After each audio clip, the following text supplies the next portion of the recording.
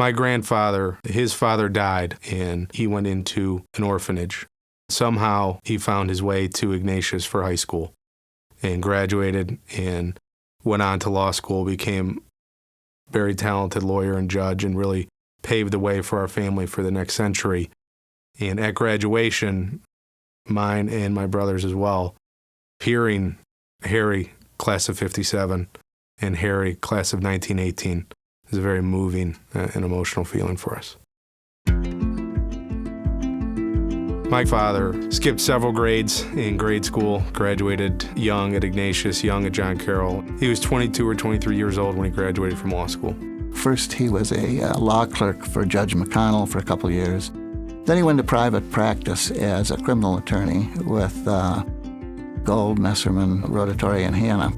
He's a councilman, was a councilman in University Heights for a number of years. I admire him because he's an exceptionally good lawyer, exceptionally good judge. He's received a number of awards for his tenure as a judge. One time he received the Bellarmine Award, which is given to a lawyer in the community who has exemplified adherence to the law and to his faith and to the school.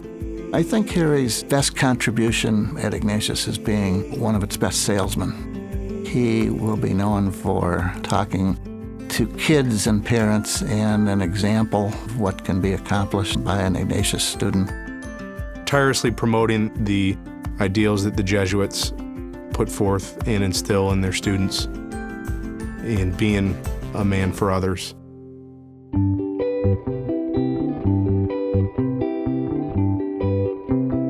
He is an avid football fan. Harry always had to be there a half an hour before the game started because he was always at the door of the locker room to pat all those kids on the back. I think it meant a lot to the kids. It went on for years. His favorite seat is walking up and down the sidelines. My one son was a pretty good football player, and Harry remembers his number.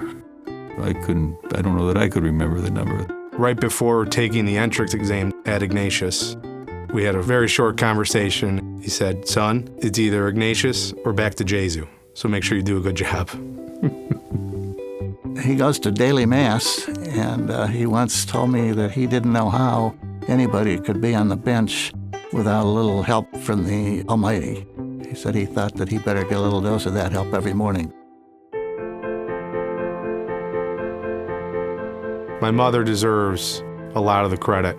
She is a saint and has a first-class ticket to heaven, as they say. This award is named after a Judge John V. Corrigan. He exemplified fairness, compassion, and duty to the job.